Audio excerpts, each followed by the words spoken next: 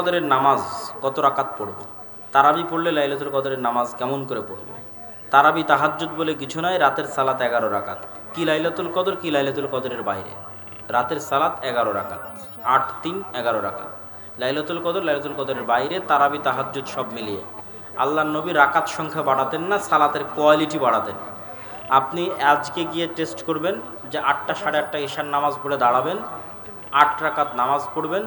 যার যেখানে সালাতে হাত বেঁধে দাঁড়িয়ে সূরা বাকারা পড়বেন, রুকুতে গিয়ে সূরা আলে ইমরানের সময় তাসবিহ তাহলিল পাঠ করবেন, সিজদায় গিয়ে সূরা নিসার সময় তাসবিহ তাহলিল পাঠ করবেন, আবার সিজদা থেকে উঠে সূরা আলে ইমরান তেলাওয়াত করবেন, আবার রুকুতে গিয়ে সূরা নিসার সমান রুকু করবেন, আবার সিজদায় গিয়ে সূরা মায়েদার সমান সিজদা করবেন। এইভাবে 11 রাকাত সালাত আদায় করে দেখেন আর রাকাত আসে কিনা, আর বের হয় কিনা সারা রাতের মধ্যে। আল্লাহর নবী এভাবে সালাত আদায় করতেন, তো সময় পাবে কেমন 11 রাকাত বেশি করার? আল্লাহ নবী যদি এভাবে সালাত আদায় করে, তো আল্লাহ নবীর জন্য তো আর 50 ঘন্টার রাত দিন ছিল না, ওনার জন্য 24 ঘন্টা রাত দিন। সুতরাং 11 রাকাত সালাত এভাবে আদায় করলে এর চেয়ে বেশি সালাত হবে না।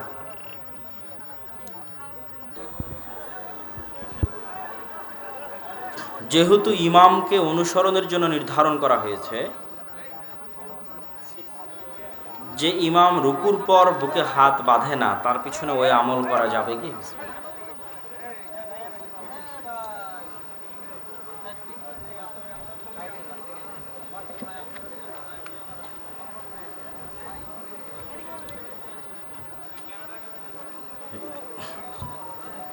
ইমামের অনুসরণটা রুকু সিজদা সালাতের যে সিনক্রোনাইজ ধারাবাহিকতা, সেটা ঠিক রাখতে।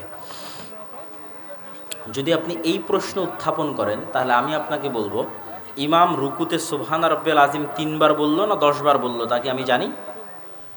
তা তো আমি জানি না। তাহলে ওই কয়বার বললো আমি কিভাবে বুঝবো? এটা আসলে অনুসরণের বিষয় নয়। অনুসরণের বিষয় হচ্ছে সে রুকুতে গেলে আমি রুকুতে যাচ্ছি কিনা, সে রুকু থেকে উঠলে আমি রুকু থেকে উঠছি কিনা। বেদাতি ইমামের পিছনে সালাত হবে কিনা? বেদাত যদি এমন হয় যে বেদাত মানুষকে কাফের করে দেয়, যেমন ধরেন মসজিদে কবর আছে এবং যে ইমাম সে সরাসরি কবর পূজারী এবং কবরের কাছেই চায়, তো এটা এমন বেদাত যে বেদাত মানুষকে কাফের করে দেয়। আবার একটা বেদাত হচ্ছে ধরেন একসাথে হাত তুলে দোয়া করে, অথবা শবে বরাত খুব ধুমধাম করে পালন করে, এই বেদাত মানুষকে কাফের করে না। তো এরকম যদি বেদাতি হয় তার পিছনে সালাত আদায় করা যাবে, আর যদি কাফের বেদাতি হয় তাহলে সালাত আদায় করা যাবে না। হানাফিরা জান্নাতে যাবে কিনা জানাবেন। হানাফি হোক, শাফি হোক, হাম্বলি হোক, মালিকি হোক, আহলে হাদিস হোক, যদি আমল এবং আকীদা ঠিক থাকে জান্নাতে যাবে। আর আমল এবং আকীদা যদি ঠিক না থাকে, আর গোটা গায়ে যদি আহলে হাদিস আর সালাফি লিখে রাখে, তাও জান্নাতে যাবে না। বুঝেননি মনে আমার কথা? তাহলে মূল কথা হচ্ছে আমল এবং আকীদা। নাম মানুষ কি দিল সেটা ধর্তব্য নয়, জন্ম কোথায় হলো, বংশ কোথায়, সেটা ধর্তব্য নয়। কিয়ামতের মাঠে আল্লাহ দেখবে তাকওয়া, পরহেজগারিতা এবং আমল, অন্তর দেখবে, আমল দেখবে। ঈদের মাঠে মহিলাদের সালাত আদায়ের ব্যবস্থা নাই, এখন মহিলারা কিভাবে সালাত আদায় করবে? ব্যবস্থা করতে হবে, এই অজুহাত কোনো মতেই গ্রহণ করা যাবে না।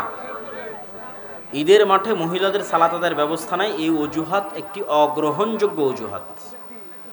যেখানে আর অপশন নাই সেখানে আপনি অপশন বের করবেন কিভাবে? কোনো অপশন নাই, অপশন এটাই যে সালাতের ব্যবস্থা করতে হবে।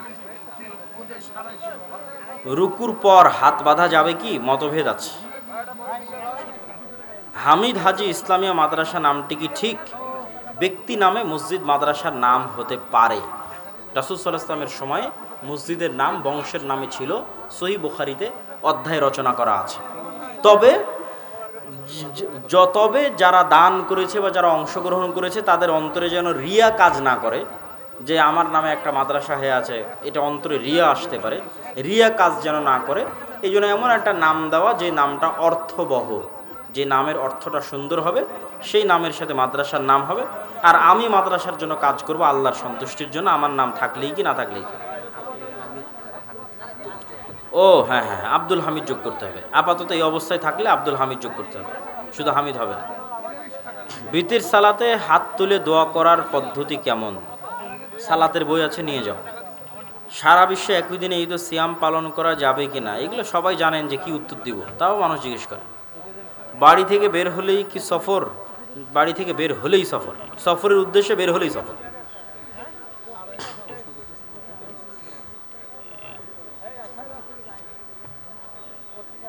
আমার এলাকায় কিছু হানাফি লোকের কারণে এলাকা বেদাতে ভর্তি।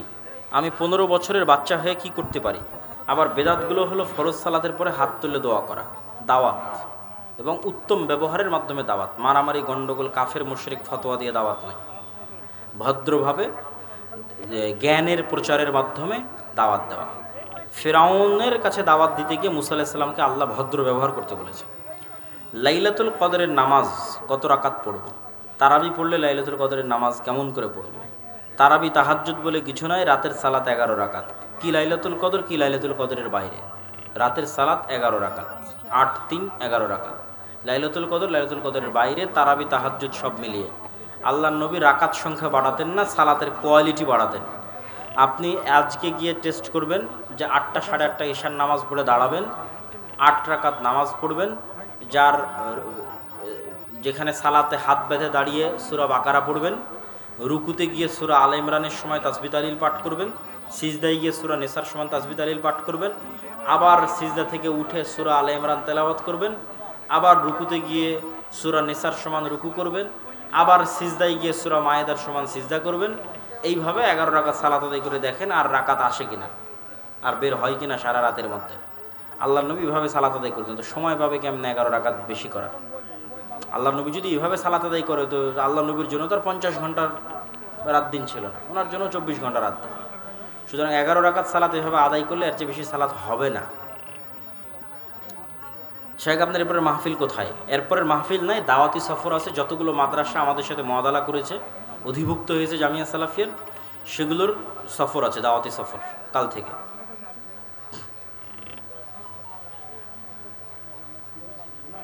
হাঁসের ডিম মুরগি দেওয়া যাবে কিনা?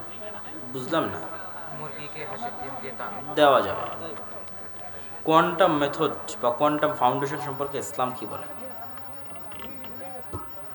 আমরা সঠিকভাবে ইসলাম পালন করি না, এই জন্য আমাদের কোয়ান্টাম মেথডের দরকার হয়। যে কোনো ব্যক্তি যে 5 ওয়াক্ত সালাত জামাতের সাথে আদায় করে নিয়মিত, 1 ওয়াক্ত সালাত মিস দেয় না, 5 ওয়াক্ত সালাত জামাতের সাথে আদায় করে, ইসলামের যে আকিদা, বিশ্বাস, আল্লাহর নবীর যে সুন্নাত, আল্লাহর ওপর যে ভরসা, আল্লাহর ওপর যে আস্থা, এই বিষয়গুলো পরিপূর্ণ তার মধ্যে আছে, তাহলে ওই ব্যক্তি কয়েক লক্ষ গুণ পাওয়ারফুল যে এই মিথ্যা কোয়ান্টাম মেথড করতেছে তার চেয়ে পাওয়ারফুল মানসিকভাবে। কিন্তু যে মানসিকভাবে দুর্বল, নামাজি পড়ে না, গোটা দুনিয়া ঘুরে বেড়াচ্ছে, আজ কোয়ান্টাম মেথডে যাবে, কালকে হিন্দুদের সুরিয়া নমস্কার, তারপরে আসন, এগুলো করে বেড়াবে, তার কয়দিন পর হিন্দু হয়ে যাবে, তার খ্রিস্টান, তার নাস্তিক হয়ে যাবে। প্রথম কথা হচ্ছে আপনাকে নিজের দিনের উপর আস্থা রাখতে হবে। আমরা কোরআন হাদিস থেকে দিনই ইলম অর্জনকারীর অনেক ফজিলতের কথা জানতে পারি, আমরাও তো ইলম অর্জনের পথে আছি। তবে জানার বিষয়, আমরা কি উক্ত ফজিলত পাচ্ছি, আর উক্ত ফজিলত পাওয়ার জন্য কী কী গুণ থাকতে হবে, অনুগ্রহ করে জানাবেন। আর কোনো প্রশ্ন ছিল? নেতার হাতে বায়াত, নেতা যদি রাষ্ট্রনেতা হয় তার হাতে বায়াত করা যাবে, জেহাদের বায়াত করা যাবে রাষ্ট্রনেতার হাতে, এবং আনুগত্যের বায়াত করা যাবে। আর এমনি যেগুলো দল সংগঠন আছে, এগুলোতে স্বাভাবিক আপনি একটা মাদ্রাসায় ঢুকলে যেমন ফর্ম পূরণ করেন যে আমি এই মাদ্রাসাগুলো নিয়মকানুন মেনে চলবো, মাদ্রাসা প্রিন্সিপালের কথা মেনে চলবো, এরকম স্বাভাবিক আমি একটা দলে ঢুকতেছি তো দলের সভাপতির কথা মানবো, এরকম স্বাভাবিক হতে পারে। কিন্তু সামগ্রিক আনুগত্যের বায়াত হবে না। সামগ্রিক আনুগত্যের বায়াত হলে ওটা হাদিসের বিকৃতি হবে এবং অনেক সমস্যা তৈরি হবে। কিছু যেমন একটা সমস্যা তৈরি হবে, আল্লাহ নবী বলতেছে যে এক জায়গায় যদি 2 আমির থাকে, তার এক আমিরকে হত্যা করো, তখন দেখা যাচ্ছে এই আমিরও বায়াত নিচ্ছে, ওই আমিরও বায়াত নিচ্ছে, সামগ্রিক আনুগত্যের বায়াত। তাহলে আগে একজনকে হত্যা করতে হবে, তারপরে বায়াত চলবে। একই সাথে একই এলাকায় 2-3 আমির থেকে বায়াত হবে না, অনেক ঝামেলা আছে। এগুলোর বিষয়ে আমার এক লম্বা বিস্তারিত আলোচনা আছে। জামাতবদ্ধ জীবনযাপন কাকে বলে, জামাতবদ্ধ জীবনযাপনের উদ্দেশ্য কী, এবং যখন এই আনুগত্যর, যেটা যখন সামগ্রিক আনুগত্য ধরা হয়, ধরেন সবচেয়ে বড় সমস্যাটা কোথায় আমি বলি, আজকে আমি এই মাদ্রাসায় ভর্তি হয়েছি, আব্দুল হামিদ, কি মাদ্রাসা যেন, মাদ্রাসার নাম আব্দুল হামিদ হাজি ইসলামী মাদ্রাসা, মাসায় ভর্তি হয়েছি। ভর্তি হয়ে ফর্মে লিখেছি যে আমি এই প্রিন্সিপালের কথা অনুসরণ করব, সভাপতির কথা, মাসার নিয়মকানুন মেনে চলবো। কালকে মাদ্রাসা থেকে বের হয়ে গেছি, এখন কি আমি আর মাদ্রাসার নিয়মকানুন মানবো? আর তো মানবো না। কিন্তু এই আনুগত্যটা যদি আমি আল্লাহর নবীর হাদিসের বায়াতের আনুগত্য বানাই দিই, তাহলে এই আনুগত্য মরা পর্যন্ত চলবে। আর যখনই আমি আনুগত্যের বাইরে যাব, তখনই জাহিলিয়াতের মৃত্যু হবে, আমির আমাকে হত্যা করতে পারবে। তাহলে এটা তো ভয়ঙ্কর হয়ে গেল না? মানে দুইটার একটাই আসতেই হবে। যখনই আপনি বলতেছেন এই বায়াতটা ওই বায়াত, তাহলে এই অনুসরণ মরাপন্ত হতে হবে। চুল পরিমাণ এদিক ওদিক হলে আমেরিকা ওকে হত্যা করতে পারতে হবে, যে এ আমার কাছে বায়াত নিয়েছিল, আজ বায়াত থেকে বের হয়েছে, ওকে হত্যা কর। তাহলে এটাকে ওই বায়াত বানানো যাবে না, এটা শরীয়তের বিকৃতি হবে, অনেক বড় গুনাহ, ভয়ঙ্কর গুনাহ। এটা বাংলাদেশের প্রায় সব ইসলামী দল এই পাগলামির মধ্যে লিপ্ত আছে, এই হাদিস বিকৃতির মধ্যে লিপ্ত আছে। তাহলে কি হতে পারে? স্বাভাবিক একটা কোম্পানিতে যেমন চাকরিতে জয়েন করলে যেমন বলে যে আমি কোম্পানির রুলস অ্যান্ড রেগুলেশন মানবো, আমি দলের যতদিন আসেন দলের রুলস রেগুলেশন মানবো, কাল তোমার দল ভালো লাগছে না, আসসালামু আলাইকুম, এটা ঠিক আছে, কিন্তু সামগ্রিক বায়াত চলবে না।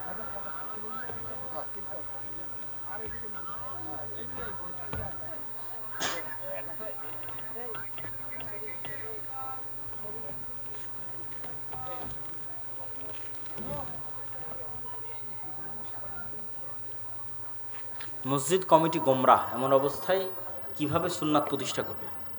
এমন অবস্থায় সুন্নাত প্রতিষ্ঠা করার একটাই উপায় হচ্ছে ধৈর্য, দাওয়াত এবং কিছু কৌশলগুলো আমাদের ইমামেরা চাইলে অবলম্বন করতে পারে, কিন্তু করে না। যেটা আমি বলেছি, ইমামদের এমপাওয়ার করা, ইমামদের পাওয়ার বাড়ানো। তো কিভাবে পাওয়ার বাড়বে একটা ইমামের সামাজিক স্ট্যাটাস কিভাবে বাড়বে? ধরেন একটা ইমাম বেতন পায় 7,000 টাকা, কথার কথা, বা 10,000 টাকা বেতন পায়। 10,000 টাকা বেতনের মধ্যেও তো ইমাম তার ছেলে মেয়েকে খেলনা কিনে দিচ্ছে, 10,000 টাকা বেতনের মধ্যেও তার বাড়ির জন্য রান্নাবাড়ির ব্যবস্থা তৈরি হচ্ছে, কোনো একদিন ঘুরতে গেলে সেখানে ঘুরতে যাচ্ছে, মেয়েকে বিবাহ দিলে জামাইয়ের জন্য ঘড়ি কিনে দিচ্ছে না দিচ্ছে। তো ওই 10,000 টাকার মধ্যেই যদি ইমাম চেষ্টা করে যে আজকে এই ঈদে আমি একটা হাদিয়া আমার মসজিদ কমিটির সভাপতিকে দিব, একটা ছোট্ট হাদিয়া আমার মসজিদ কমিটির সেক্রেটারিকে দিব, একটা হচ্ছে মসজিদ কমিটির ক্যাশিয়ারকে দিব, ওর নিজের টাকা থেকেই দেবে, তাহলে কি হবে? সভাপতি টাস্কি খেয়ে যাবে, কিরে আমি এতদিন ইমামকেই দিয়ে আসলাম, আজ ইমাম আমাকে দিচ্ছে। এটা হলো সোশ্যাল স্ট্যাটাস তৈরি করা, এম্পাওয়ারমেন্ট, যে আপনি সভাপতিকে হাদিয়ে দিচ্ছেন, ব্যালেন্স আসে।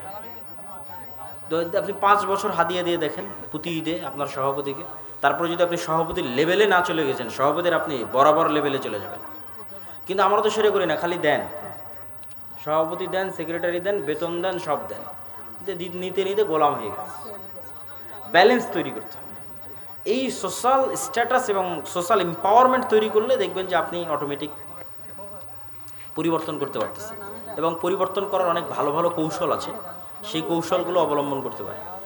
দেখা যাচ্ছে যে যে ভালো কাজ, আপনার যোগ্যতা, আপনার বক্তব্য, আপনার গুণ, ইয়াং জেনারেশনের সাথে আপনার কানেকশন, ইয়াং জেনারেশনের মধ্যে দাওয়াতি কাজ, তাদের সাথে কানেক্টিভিটি, এটা আপনাকে পাওয়ার দেবে যে আপনার ইয়াং জেনারেশনের সাথে কানেকশন আছে, তারা আপনার মসজিদে আসে, আপনি তাদের কথা বুঝেন, তারা আপনার কথা বুঝে, এর জন্য জ্ঞান লাগবে। ওই আগের যুগের পড়াশোনা দিয়ে আপনি তখন এই কানেক্টিভিটি তৈরি করতে পারবেন না, আধুনিক যুগেরও কিছু জ্ঞান অর্জন করতে হবে। আর এই বাচ্চাদের কী সমস্যা, এরা টিকটকে কী দেখে, রিলসে কী দেখে, কী ওদের মানসিক প্রবলেম, সেগুলো জেনে তাদের সাথে ডিল করতে হবে। তাহলে দেখবেন ইয়াং জেনারেশনের সাথে কানেক্টিভিটি তৈরি হয়ে গেছে, আপনার জন্য স্পেস তৈরি হয়েছে। তো শুধু এক বাক্যে এগুলোর অ্যান্সার হয় না, এগুলো হিকমা, নিজ নিজ জায়গায় নিজ নিজভাবে আগাতে হয়। আমি দীর্ঘদিন ধরে ব্ল্যাক ম্যাজিকে আক্রান্ত, অনেক চিকিৎসা করেছি কিন্তু কোনো উপকার হয়নি, এখন করণীয় কি? ইসলামের চিকিৎসার উপর যদি আপনার আস্থা থাকে, যে আস্থা আছে, বিশ্বাস আছে, তাহলে উপকার পাবেন। আর যদি 10 জায়গায় 10 কবিরাজের কাছে 10ভাবে আপনি চিকিৎসা নিয়েছেন, আর কোনো জায়গায় আপনি আস্থা পান না, তাহলে উপকার পাবেন না। আস্থা পেতে হবে। আস্থাটা কি? যদি মোহাম্মদ সাল্লাল্লাহু আলাইহি ওয়াসাল্লামের জাদু সূরা নাস, ফালাক, ইখলাস দিয়ে কাটতে পারে, ধ্বংস হতে পারে, তাহলে আমার জাদু সূরা নাস, ফালাক, ইখলাস দিয়ে কেটে যাবে, ধ্বংস হয়ে যাবে। এই বিশ্বাস যত মজবুত হবে যে মোহাম্মদ সাল্লাল্লাহু আলাইহি ওয়াসাল্লামের জাদু নাস, ফালাক, ইখলাস দিয়ে ধ্বংস হয়ে গেছে, এই বিশ্বাস যত মজবুত হবে, তত দ্রুত আপনার ব্ল্যাক ম্যাজিক শেষ হয়ে যাবে। ব্ল্যাক ম্যাজিক কি? ব্ল্যাক ম্যাজিক হচ্ছে ভীত সন্ত্রস্ত মানুষকে ভয় দেখানো। জিন শয়তানের আসর কার ওপর লাগে? একবারে বেশি রাগান্বিত হয়ে গেছে ওর ওপর লাগে, একটু ভীত সন্ত্রস্ত তার ওপর লাগে। ব্ল্যাক ম্যাজিক কাকে লাগে? মানসিকভাবে মেন্টালি দুর্বল, তাকে ব্ল্যাক ম্যাজিক লাগে। মানসিকভাবে মেন্টালি হীনম্মন্য, তাকে ব্ল্যাক ম্যাজিক লাগে। তো আপনার মেন্টাল পাওয়ার কোথায় থেকে আসবে? জাদু একটা শক্তি, জিন একটা শক্তি, সামনে রাইফেল তাক করে আছে, রাইফেল থেকে গুলি বের হবে, এটাও একটা শক্তি। এখন আপনি আল্লাহ সম্পর্কে যখন জ্ঞান অর্জন করবেন, ইন্নাল্লাহ আলা কুল্লি শাইইন কাদির ফাআলুল লিমা ইউরিদ, আল্লাহর সিফাত, আল্লাহর গুণ যত বেশি করে মাথার মধ্যে ঢুকাবেন, শিখবেন, বুঝবেন যে আল্লাহ সুবহানাহু ওয়া তাআলা না চাইলে কিছু হওয়া সম্ভব নয়, আল্লাহ সুবহানাহু ওয়া তাআলা চাইলে সবই হওয়া সম্ভব। আর আল্লাহ সুবহানাহু ওয়া তাআলার শক্তির সামনে সারা পৃথিবীর সব জাদুকরের শক্তি জিরো। এক জাদুকর না, যে জাদুকরে ব্ল্যাক ম্যাজিক করেছে সে না, সারা পৃথিবীর সব জাদুকরের শক্তি আল্লাহর সামনে জিরো। ও মুসা আলাইহিস সালামের সামনে তৎকালীন বিশ্বের সব বড় বড় জাদুকররা আসছিল। আল্লাহ মুসা আলাইহিস সালাম বলছেন, ভয় না পেয়ে লাঠি ছাড়ো, এটা তো আমার শক্তি। ও জাদুকরদের শক্তি, এটা হচ্ছে আল্লাহর শক্তি। তো যখনই আল্লাহর উপর আস্থা এবং বিশ্বাস এবং কনফিডেন্স খুব বাড়বে, এমতো অবস্থায় যখন আপনি আয়াতুল কুরসি পড়বেন, আয়াতুল কুরসিতে কি বলা আছে সেটা পড়বেন, সূরা বাকারার শেষ 2 আয়াত পড়বেন, সূরা ফাতিহা পড়বেন, নাস ফালাক ইখলাস পড়বেন, আর গভীর আস্থা আল্লাহর উপর। তো ওই তো সারা পৃথিবীর সব জাদুকরের শক্তির চেয়ে আল্লাহর শক্তি বড়, সারা পৃথিবীর সব জিনের শক্তির চেয়ে আল্লাহর শক্তি বড়। তখন আল্লাহর শক্তি কাজ করা শুরু করে দেবে। যখন আল্লাহর শক্তি কাজ করা শুরু করে দেবে, এগুলো মাটিতে মিশে যাবে, ধ্বংস হয়ে যাবে। কিন্তু সেই বিশ্বাসটা থাকতে হবে, সে আস্থাটা থাকতে হবে, সে অনুভূতি, সেই ফিলিংসটা থাকতে হবে। ফিলিস্তিন ভারত ইস্যুতে কুনুতে নাজেলা পড়া যায়, অবশ্যই পড়া উচিত। সবাই বৈঠক শেষে দোয়া পড়ি, সুবহানাকা আল্লাহুম্মা ওয়া বিহামদিকা আশহাদু আল্লা ইলাহা ইল্লা আনতা আস্তাগফিরুকা ওয়া আতুবু ইলাইক। আসসালামু